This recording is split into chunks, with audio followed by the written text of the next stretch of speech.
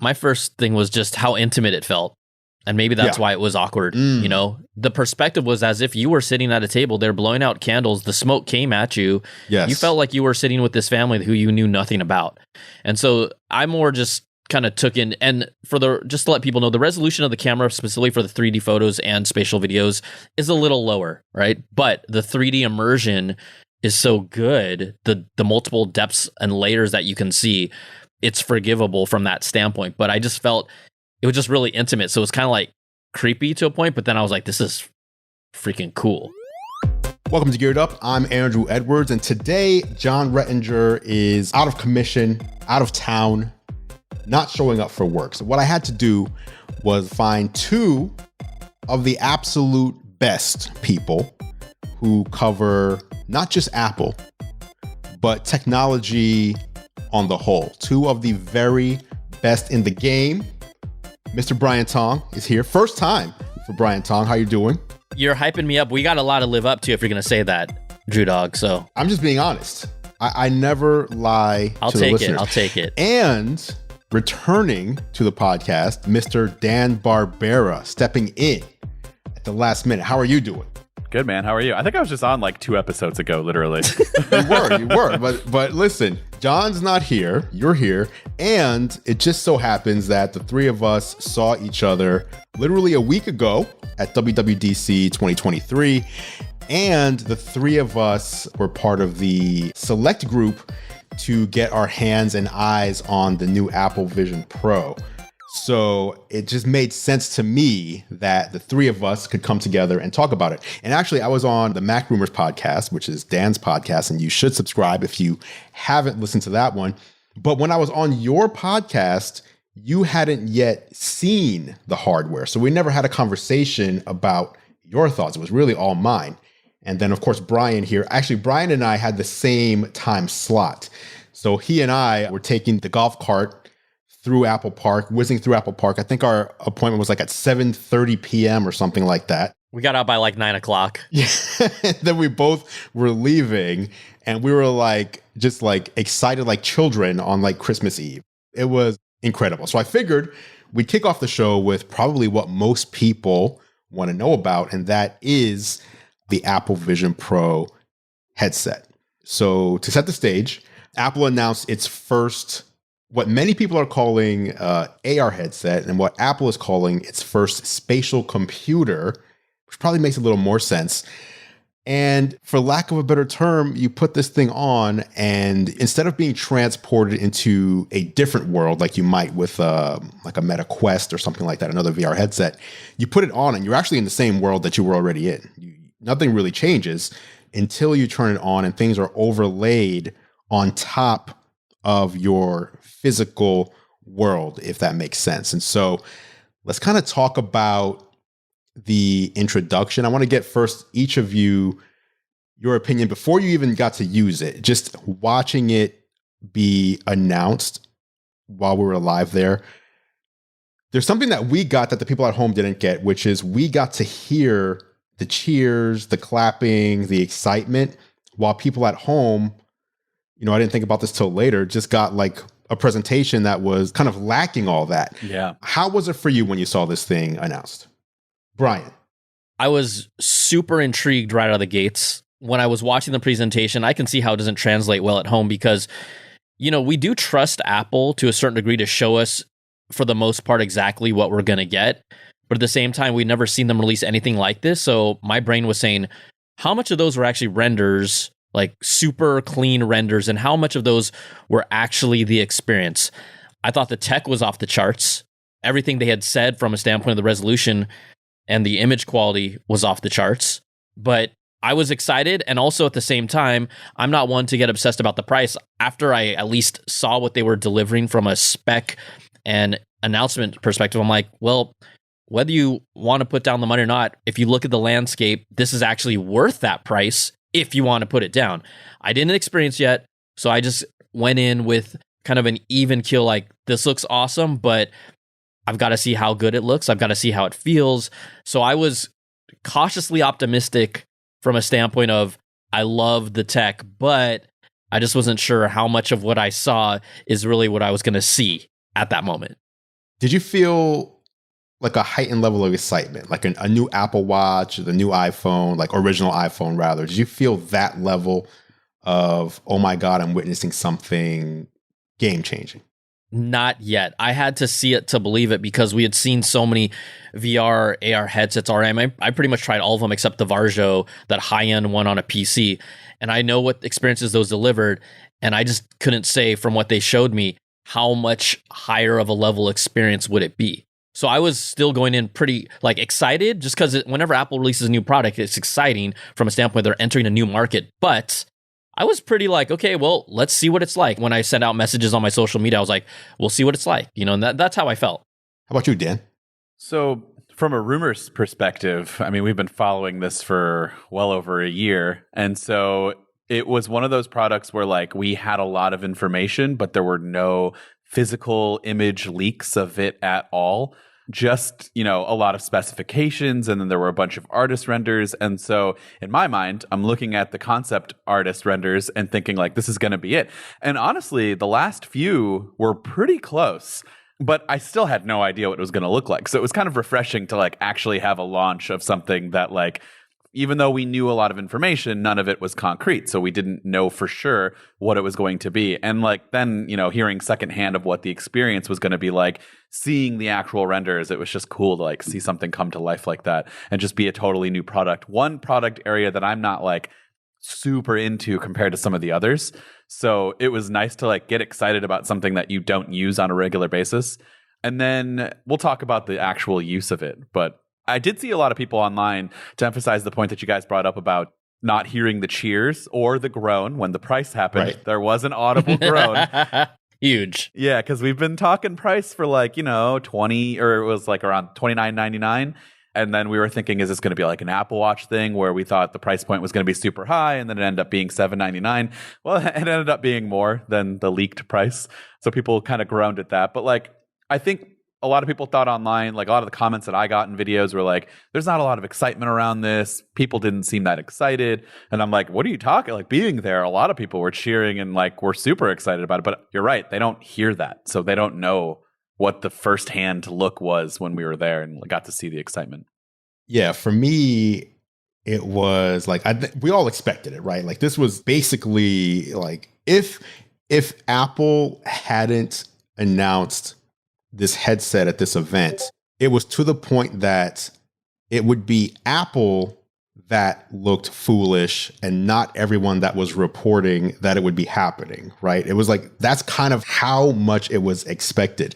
Because they also didn't come out and usually if there's something being reported, Apple will kind of try to put the kibosh on it a little bit. Yep. Mark Gurman might be, oh, you know what? We've been hearing this, but it actually seems like this is going to happen. He was doubling and tripling down on this, in the weeks leading up to it. So for me, I was this could be, before they announced it, this could be the biggest thing that they've done, but they really need to get people to understand what it is.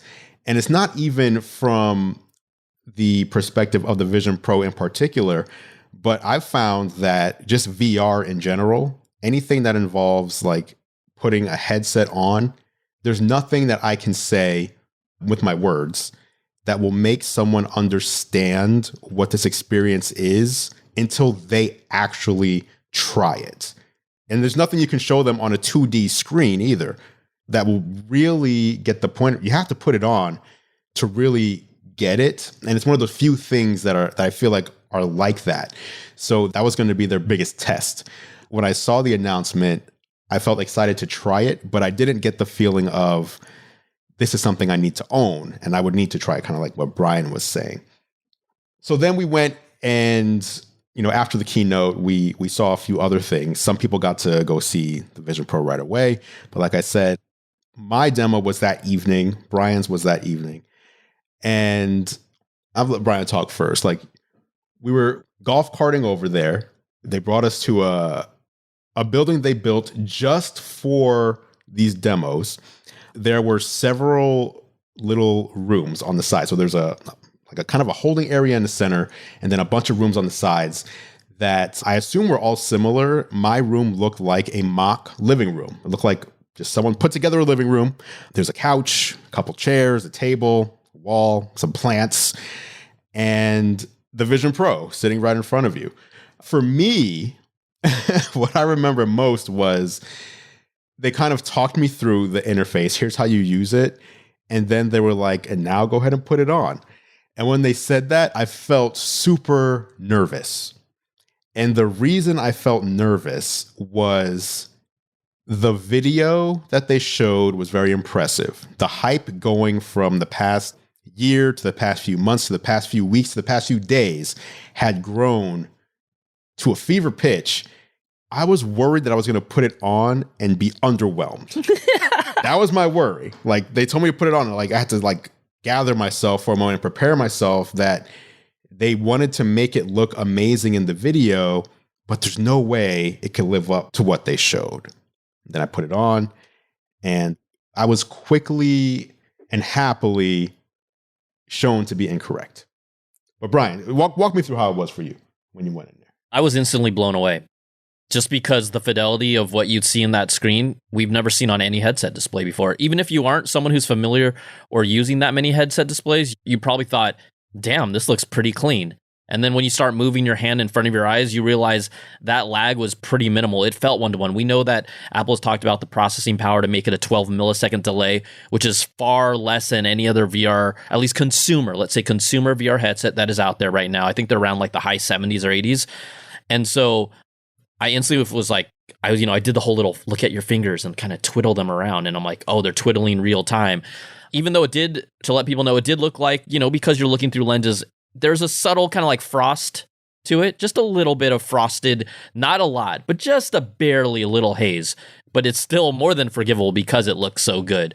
And so right when I was like you, Andrew, now that I remember, they told me to put it on a specific way, like, oh, put on the headset with one hand and then pull the strap behind. I'm like, I need to put this thing on with two hands first and then the strap. But so it was kind of like actually awkward you had to grab it from the front, kind of like with your middle finger and your thumb, like the front of the glasses, right in the middle, put that on, put the band on first and then kind of pull it down, which is completely the most... I'm sure they wanted people to be careful of how to put it on, but that actually was a natural the first moment I put it on because they asked me specifically to put it on a specific way. But once I got it on, and really it's the second nature of, they told us, set up the eye motion tracking, which is also very, very, very, very similar to exactly what the PSVR 2 does. And what I've talked about is the difference with the PSVR 2 is it is just as responsive as Apple's headset. But the PSVR 2 only uses the eye tracking in like the menus of a certain game. It doesn't use it throughout the OS. It doesn't use it in every game. You're still holding controller. So you don't actually get experience the eye tracking that much other than the setup and then the demo when you look at these dots once it's calibrated and it's like, oh, this is right on the money. With Apple, you use it for everything. So everything you looked at, you're like, this is getting the finite, like you're testing it, looking at small buttons, bars, squares, and then the whole little snap gesture with your finger where you pinch your index and your thumb. And the fact that right away they're like, yeah, you can do it from any distance. So I pinched low with the right. I pinched middle with the left. I pitched high with the right. I pinched in any location just to be like, what is the tolerance of this? There was a couple times where I maybe missed the pinch or didn't time it right. About 98% of it worked, even maybe 99. I was even a little surprised one time when the pinch didn't work because I was getting so used to it. So the second nature of being able to pick it up and use it and knowing that I know my mom is not going to be jumping in VR or AR anytime soon. She could have legitimately used this. And me as a tech person, it felt so second nature. I was already like, here we go. Just from the first 5 minutes.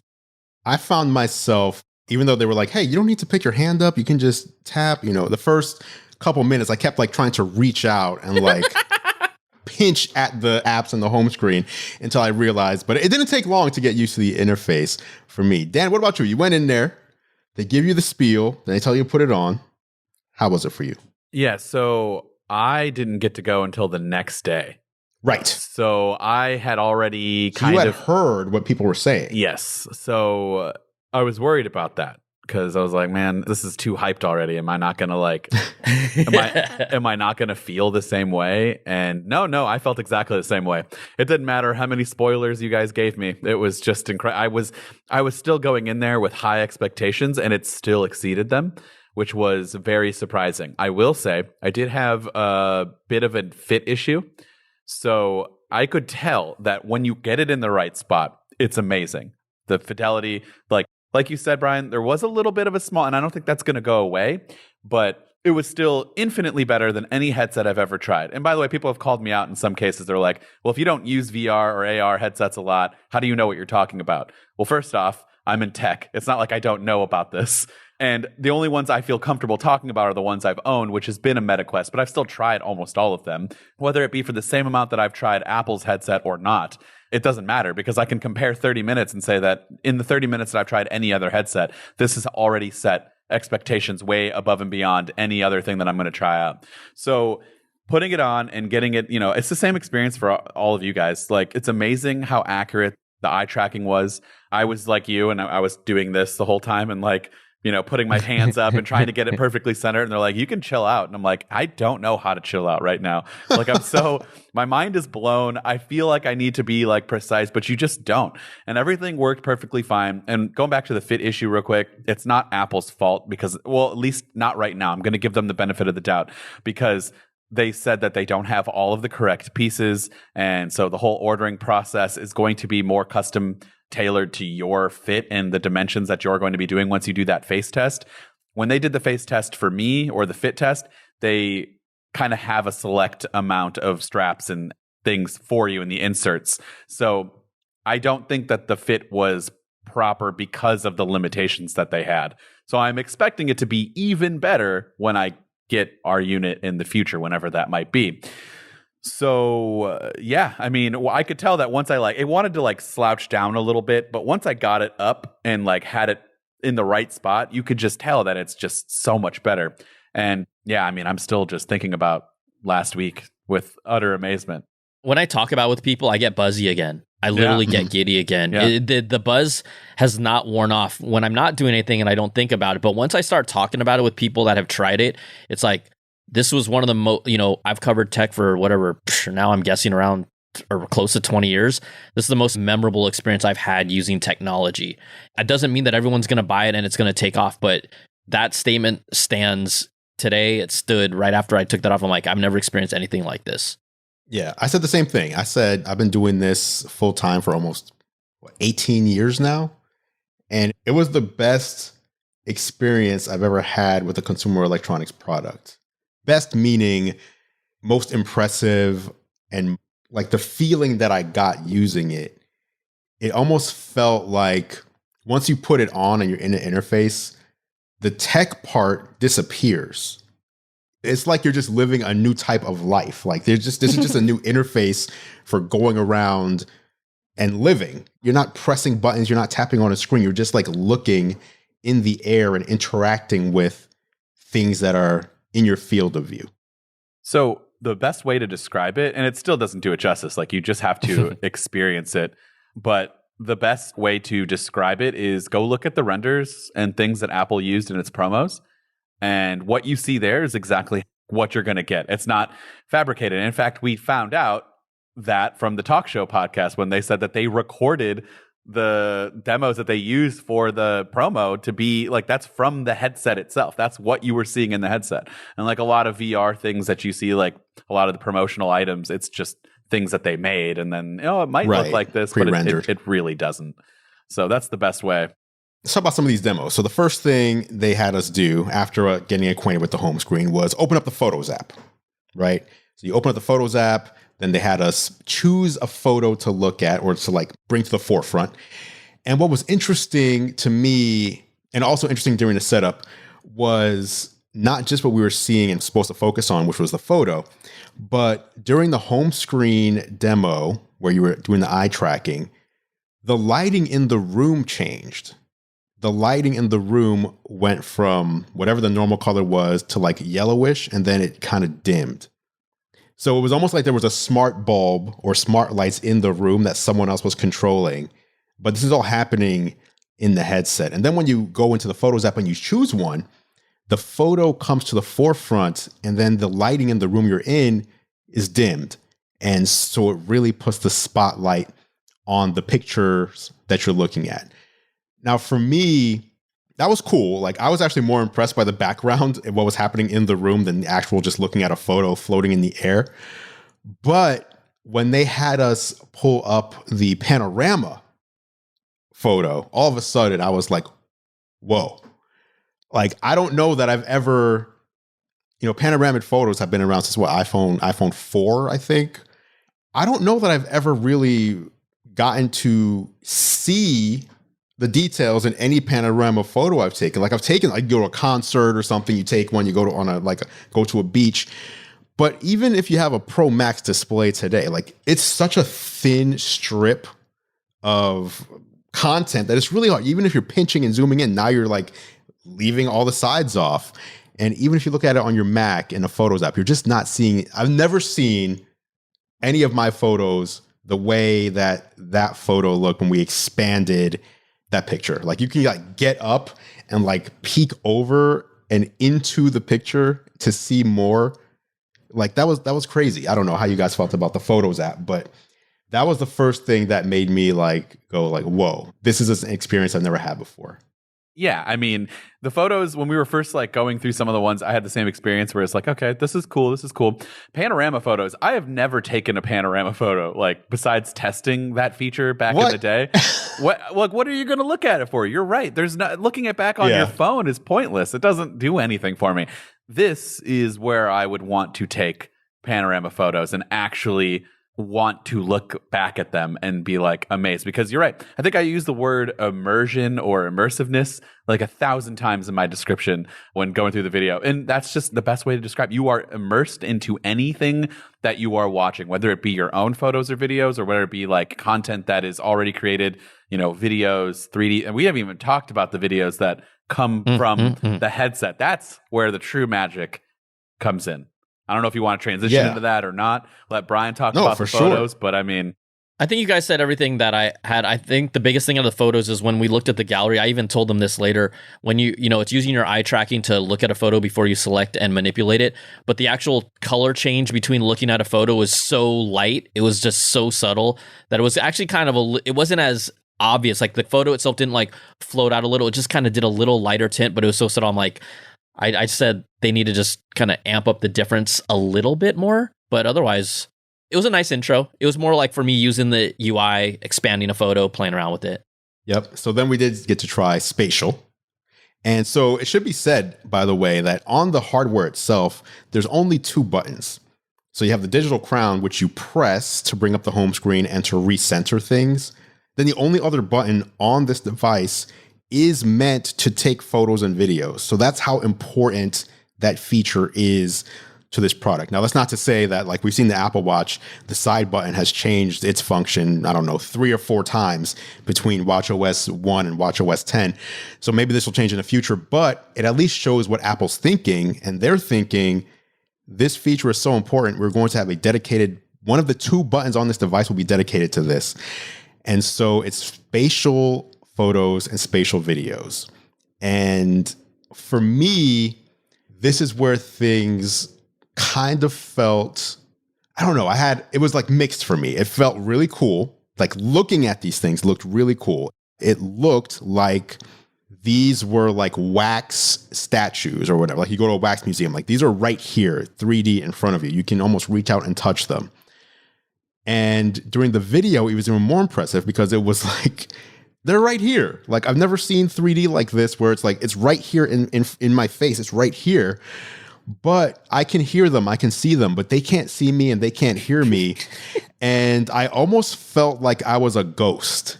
Like, you know what I mean? Like, I felt like I'm Patrick Swayze or something in that movie.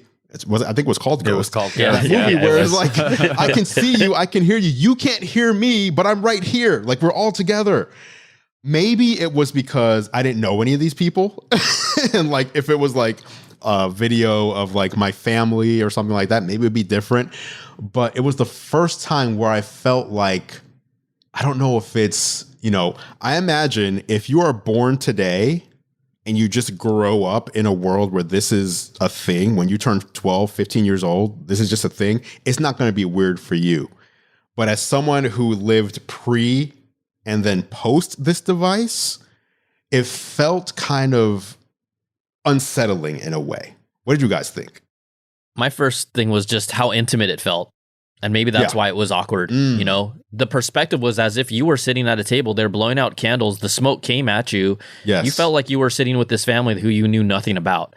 And so I more just kind of took in, and just to let people know, the resolution of the camera specifically for the 3D photos and spatial videos is a little lower, right? But the 3D immersion is so good, the multiple depths and layers that you can see, it's forgivable from that standpoint. But I just felt it was just really intimate. So it was kind of like creepy to a point, but then I was like, this is freaking cool. Like, I don't like the idea, and behaviors will change of putting on a headset just to capture a moment. My hope is that eventually, because Apple's product teams have been working together, they roll out a certain level of phone that has the stereoscopic cameras on it so that we can take 3D videos and 3D photos with our phone and use the headset to view them.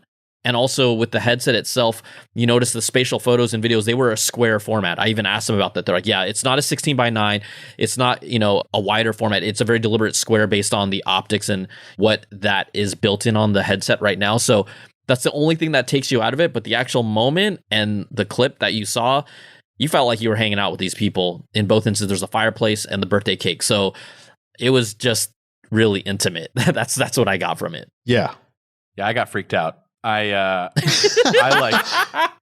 backed away when the smoke came at me. I had the phantom feeling of smoke on me.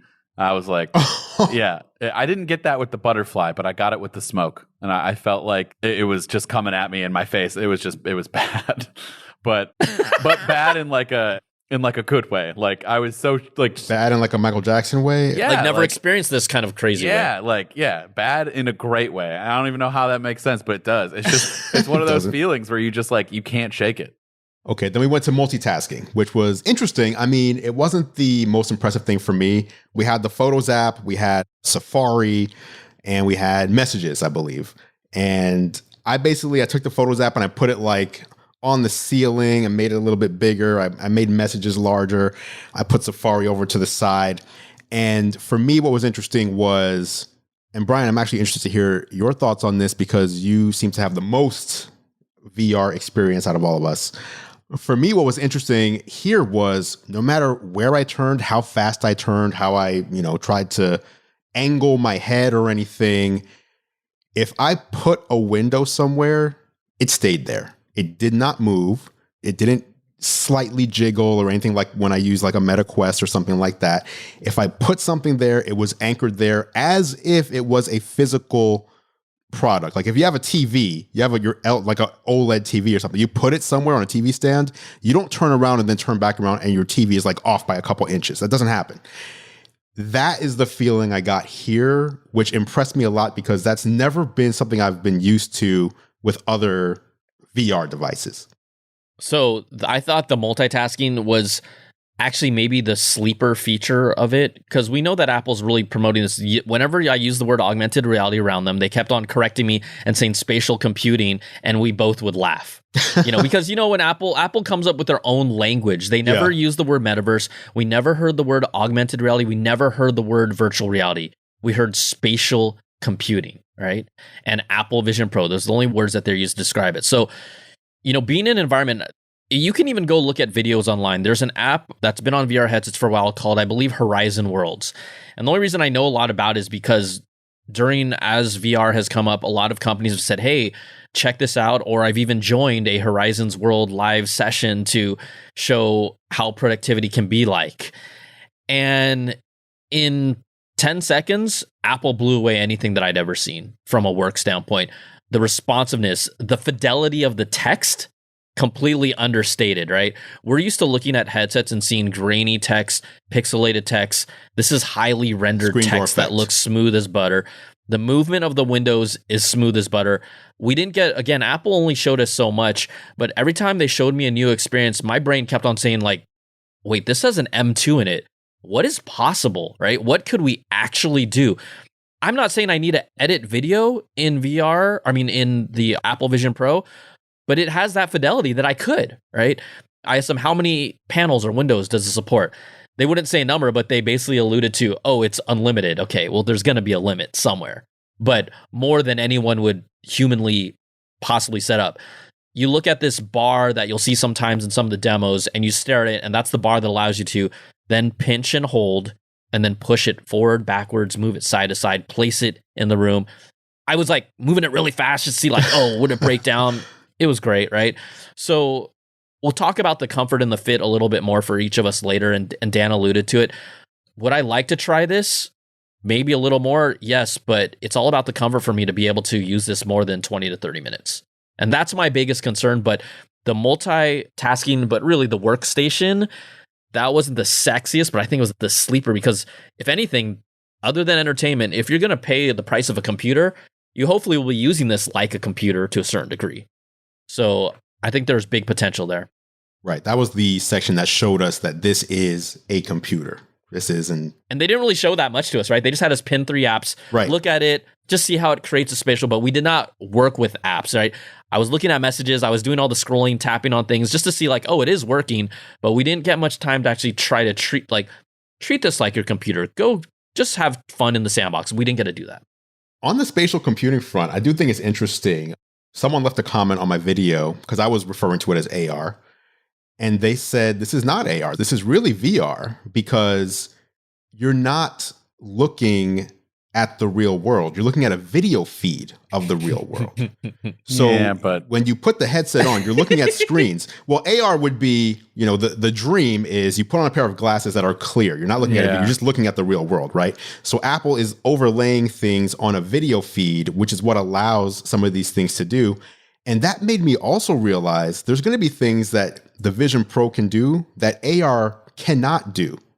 If you have legit AR glasses on that people see as the future, and you're sitting on an airplane and you want to pull up a video screen, you can't put a video screen 10 feet away from you because you're going to have seats in front of you, right? It's impossible. Whereas with the Vision Pro, using a video feed of the real world and then overlaying and manipulating that feed, which is what we're experiencing when you put this on, that actually, for me, seems more compelling now than just something that can like pop up things in the real world as you're kind of walking around. Okay, let's go quickly to environments. Environments. This is where we went to Mount Hood. Did we all go to Mount Hood? Yeah. Yes, sir. Okay, we all went to Mount Hood. Dan, was your Mount Hood in the daytime? This was like the one area that I least remember, just because like it was cool, but like, I don't know. I don't know that it was as mind-blowing as some of the other demos.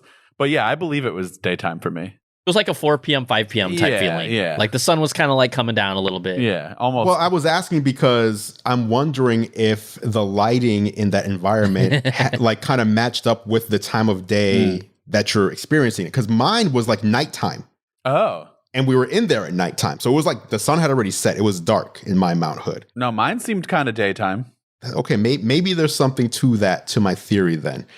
But I think this was the only one. Yeah, this was the only one where we got to experience the more traditional VR, where you can like turn the digital crown and like completely immerse yourself in an environment, which is why I brought this one up. So it wasn't that impressive to you, apparently, because you don't even remember it that much. I mean, it was still impressive, but it was like you didn't do a whole lot in this. You were just kind of... We didn't do anything. No, you're just kind of looking around, which is like something that I have experienced before with other VR headsets, but it's just better quality. It's the best I could describe it. Yeah. I guess it was more of a traditional thing. And also, it was the feature that I said to myself, okay, it's there, but I probably won't be revisiting this anytime soon. Yes. Right? That's where my mind was like, it's cool. It's a cool showcase. Maybe when a friend comes over, hey, let me show you this environment, but I'd never be going back, really. Now, where this would be cool would be if you could get a whole bunch, and I'm guessing this might be the case in the future, but like, I'm going to Paris for, vacation.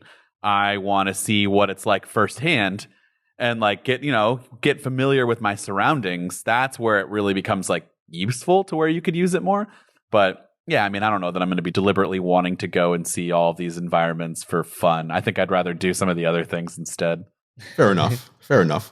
This is where we experience the breakthrough feature as well, though, where someone in the room kind of comes to you and you look towards them. The cameras recognize this is a human being and kind of beams them in Star Trek style into your view. And they're kind of surrounded by a haze. Like now they're a ghost. Now they're a ghost. And you can you can see them, you can talk to them. And then when you look away, they kind of fade away like they've disappeared, which I don't know. For me, I actually like this. This might sound corny to some people, but this was a very Apple-y way to do this, to allow you to talk to someone and allow someone to talk to you. What did you guys think of the breakthrough? I thought it was subtle and cool. And also, they deliberately don't brighten the person up like super bright. They kind of keep them muted. Like you said, more ghosty than anything. And you just kind of see like slowly and gradually, they fade them in. It's like a cross dissolve, but just really a long cross dissolve around the edges of a person. So I thought it was neat. I was like, cool, next. Yeah. Like, I get it. I think it's cool, but I'm like, show me more. I was like, I want to see more. Yeah. I'm very interested to see how that's going to be when you don't know someone's there. Like, that's only experience that we're going to get in the confines of our own home, right? Like, when my wife comes in or my kids come into the frame, like, how freaked out am I going to be if I wasn't expecting someone? But I mean, it shouldn't be that big of a deal, though, because like you said, it is more so, AR, quote unquote, than VR. So like, but if I am in a movie or something, or in one of those environments where I am fully immersed and I don't know anyone's there and their face is popping in, how much is that going to freak you out? But isn't that less startling than if you're in like the current like Quest 2 when someone just taps you on the shoulder when you're trying to watch something? Absolutely. For sure. But it's still going to have some sort of like, oh, I didn't know you were here, But like when you're doing the demo, there's a person to your left and your right. Yes, for sure. We did mindfulness, that was cool. Dude, I thought that was actually really freaking cool. Yeah.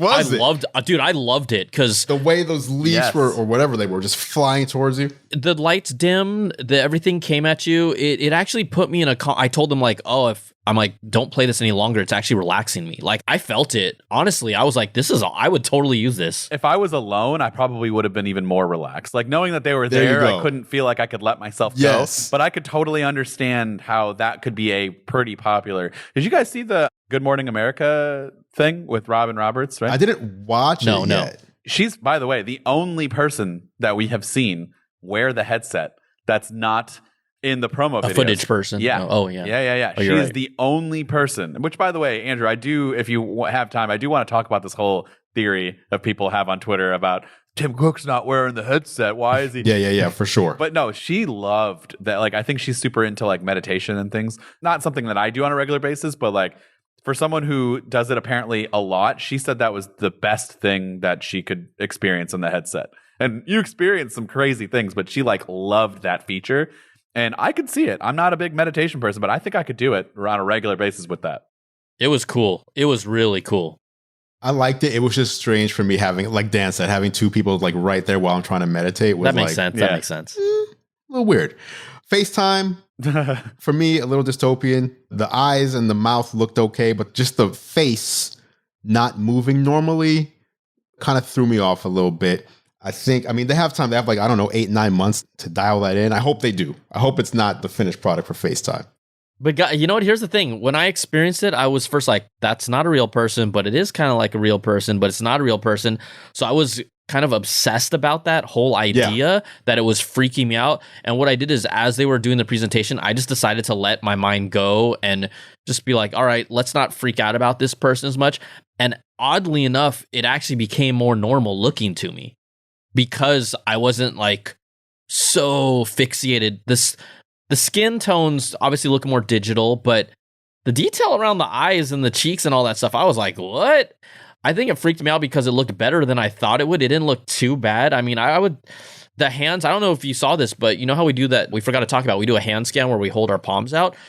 The digital persona, that person that conferenced into us, when they put their hands up, their hands showed up like hand gestures too.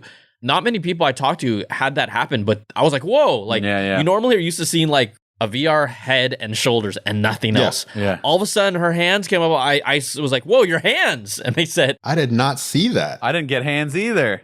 It said, oh, it can scan your hands on the other side. So that helped make it a little more real. But I think these digital personas, yes, they aren't us 100%. And it feels like I'm not going to strap on a headset to talk to someone in a digital persona. But if I'm in a work collaboration type setting, or maybe I happen to be wearing it, I mean, I felt like it was like 92% passable as a human, that I wouldn't freak out too much. I just let it go. After like the first 10 seconds, I honestly didn't think about it. It didn't bother me at all. I probably the only thing that bothered me, and I think I've said this a couple of times, was like, I thought it was a recording. So I didn't know that I was actually talking to somebody. Because the way they timed up the presentation of it, it was perfect. And she called and she's like, "Hi, I'm blah, blah, blah. This is my 3D persona." And I'm like, "Okay, cool. Yeah." But I didn't say anything to her. And she's like, "Are you there?" And I'm like, "Oh, wait, is this a real person?" And they're like, "Yeah, you can talk to her." And it freaked me out for a minute. And then like after that, like I was more enthralled by like we were going through Freeform, and no offense to Freeform, but I never use it, and I'm like, man, this actually is useful now when they have the 3D render and like you're talking through it and stuff. It was cool. You can like pull things out. It's wild. That was cool. Next was entertainment. I'll just quickly say it was the best 3D I've ever seen. Yeah, I go to 3D movie stuff like when they're out and available. This is the best 3D I've ever seen. But it was just watching 2D content on a TV screen and then a movie theater. Then came the dinosaur demo.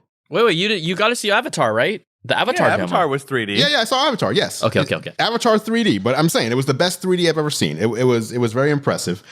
4K HDR display. To me, that was really cool because that basically can replace, for one person, it basically can replace like my 83-inch LG OLED, 4K OLED. Like that impressed me. But since we're limited on time, let's go to the dinosaur. Butterfly flies out first. A portal is opening into a prehistoric world across the room from us. And then a T-Rex just I assume it was a T-Rex. Was it a raptor? I don't know. No, they called it's like a rhombosaurus. It's some different one. I thought it was an Allosaurus, but it's a different one. Yeah. It starts with an R. This guy. Okay. I care about my dinosaurs, dude. The rhombosaurus walks into the room.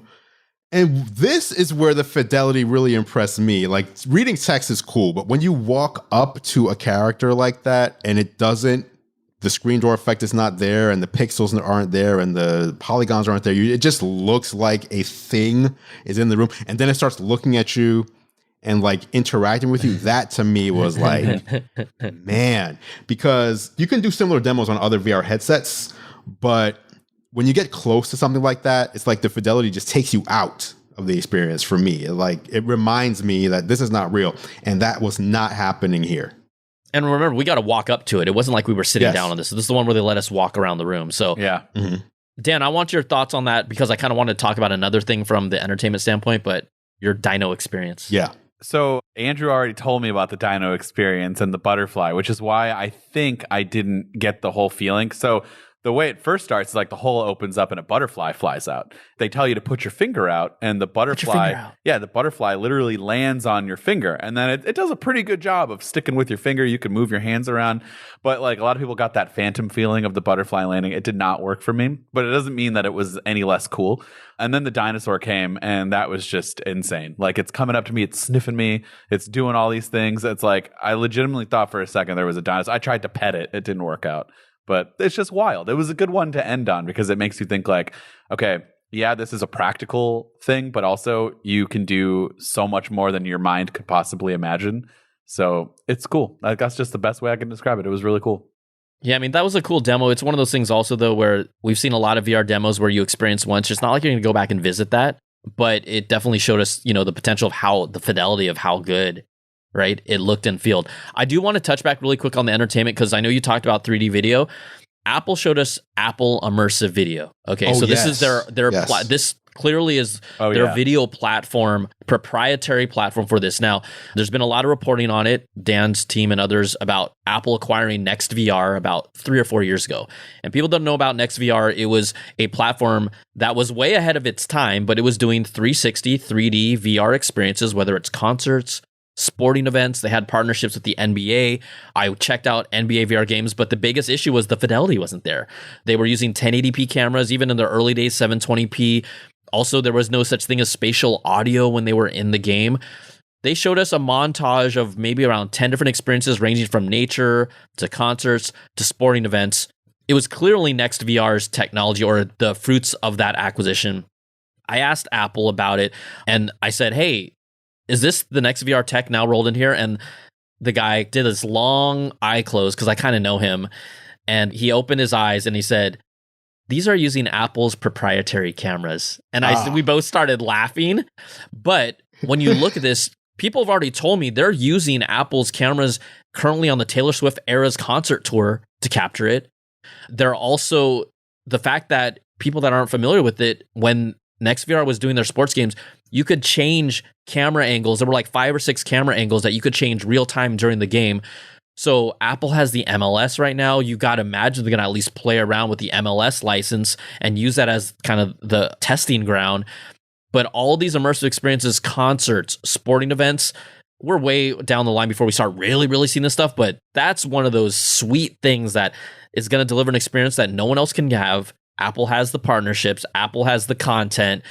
That's really exciting for me from a standpoint of what makes this compelling for me as a user to do things like that. So it was just a little part of the demo, but damn, that might have been one of the most significant parts too. That's what I wanted more of, because you're right. It was such a little part that I forget about it. But like, that was one of the coolest things. There is no way that you'll get a seat like that, first off, at any sporting event ever. And if you do, it's going to cost you more than $3,500. So exactly, if you want to justify your money, and that's how good it was, where I was like, yeah, I can watch a whole game like this. This would be sweet. Like, you're sitting above the net of a soccer game, and then you can change the angle. And it's like this cool, like, it's insane. And it's in 3D too. And it's clear and it's good. And it doesn't make me feel sick or weird or like disoriented. So, or at least for the very limited time. I don't know how it's going to be when I get it for longer periods. And you even think about their Disney partnership, which is huge. Oh, yeah. If they start doing narrative with environments and right with I just imagine going to experience The Mandalorian with a narrative storytelling that you walk through and feel these things. It's just one of those stupid things to say, like, there's next level game-changing type experiences that are come from this hardware and software that we don't even know about, that we can't even imagine that developers are going to go run to town with, right? We're going to see some stuff that we've just never seen before. You kind of know what to expect from a PSVR 2 and a Meta and any other VR headset now. We really do, right? This is something different. Thanks for bringing that up. I forgot about the immersive video portion, but that was incredible. Let's close out on price. So obviously, we found out the price during the keynote. There was the groans, $34.99. After using it, after you played with it and used it, for me, it was, okay, I get it. I understand the price. Is it expensive? Yes. Is it prohibitively expensive for most people? Yes. Are they charging too much for what they're providing? I think the answer is no. I feel like based on what they've built, the hardware, the software, the R&D that went into it, everything like that, it's not overpriced. It's expensive, but not an overpriced product. What do you guys think? I think if you look at some of the parts individually, isn't like some of the rumors that were out there that this was like at cost? Like, I don't think Apple is making those OLED displays. Yeah. So, I mean, you're not getting your money's worth from the hardware and from the experience so far, from our point of view, from the 30 to 40 minutes we had. You're getting an insane amount for your money. And that's hard to believe because, yes, it's $3,500. That is a lot of money. But being able to potentially replace your MacBook, your iPhone, your Apple Watch, maybe, I don't know, because you could do fitness stuff, hopefully, down the line with this. It's just going to be up to Apple to find that killer feature that we've all gone through. There's a bunch. Someone pick one, really emphasize that a lot, and make it so that people cannot live without it, or will pick one up, use it, and be like, okay, cool. This is something I want to use on a regular basis. Not like with me and a Meta Quest where I picked it up twice. I have returned it twice because I've used it for a couple of days and then I realized, like, I don't have that itching, burning feeling of like, I need to go and use this. So that's going to be the hard part. And I think they can do it. I just don't know how yet. And that's not even a criticism. I just don't know how they're going to make people want to use it on a regular basis. That's going to be up to the developers too. Yeah, I have no issue with the price. I think I also look at this in two ways. If I wasn't covering tech for a living, even though I love gadgets, would I throw down $3,499 for it with tax, which is really $4,000, okay? And I think I'm right on the fringe. And the reason why I would be right on the fringe is because it needs to be comfortable for me to watch a movie for 2 hours. Mm-hmm. There's still a ways to go, and it weighs over a pound. But to me, the way that the weight is distributed is that a lot of headsets, although bulkier, they have a battery pack of some level in the back, which is a counterweight to the front, which actually lightens the load on the front. And what I found is after 10, 15 minutes of using it, I felt the stress of the front. They told me to, hey, use that over the head strap, which they never showed on the show floor, to kind of take a little weight off of it. It helped a tiny bit, but I sat there thinking, am I really going to be able to use this for even more than an hour? And probably, at least in its current pre-production form, probably not. So for me to really be like, yeah, everything about it I love, but the part about it fitting and feeling comfortable, that is something that I would have to consider if I didn't care about tech and I didn't cover tech, but I loved tech before I was going to throw $4,000 on it. That's where I stand with it. I think it's worth it, but even if you have to put the money together and you're eating ramen, I always say, I'm going to eat ramen for the next 3 or 4 months, and it would have to be more than that for this. That's going to be a tough decision. But when Apple shows these demos in stores and people have to sign up and it's already a coveted appointment just to try it on, that creates more buzz around this. And we know every single person, even the biggest skeptics in tech that are just so jaded, were blown away by this thing. We're literally blown away by this thing. So imagine the general consumer. Like, imagine what they're going to say to their friends. And we'll, obviously down the road, price and comfort will get better and weight. But as of now, I'll be really curious. I wouldn't be surprised though if it's sold out with however many limited units they make. Yep. Hey, guys, thank you for joining me this week. Dan Barbera, Brian Tong. Let people know where they can find you guys. Not only are they amazing YouTube creators, but both you guys have incredible podcasts as well. For everyone that wants to find me, seek me out, Brian Tong, BrianTong. Find me on YouTube. And then I have a podcast as well, Apple Bits with a Z. Look it up. I'm there. And I cover all kinds of tech, Apple. I can say the words Samsung, Google, LG, Sony, all the good stuff, all of them. But I do cover a lot of Apple because that's what I've done in the past. So you can find me all there. Yeah. Mac Rumors. So the Mac Rumors YouTube channel is all me and all Apple for the most part. We do dabble in some other things, but it's an Apple-centric channel. I do have my own channel. It's neglected a little bit, but it definitely dives into the world of Android because, I don't have to do Apple there. But also the Mac Rumors Show podcast where we record weekly and put out episodes weekly. So come check me out there. And at Dan Barbera on all platforms. And that is it for this edition of Geared Up. Thank you so much for listening. Of course, you can catch John and I on YouTube. I'm at youtube.com/gearlive and John is at youtube.com/John4Lakers. Feel free to head over and subscribe to our channels to stay up to date on all the latest tech. Speaking of subscribing, you can subscribe to Geared Up in your favorite podcast app if you haven't done so already. Just search Geared Up, that's 2 words, not one, in Apple Podcasts, Spotify, Pocket Casts, Overcast, or really wherever you choose to listen. If you like what we do, please consider leaving us a rating and review. It really helps other people find the show. Geared Up is a Gear Live podcast, and you can see more from us at gearlive.com. Thank you so much for listening. For John Rettinger, I'm Andrew Edwards, and we'll catch you in the next episode.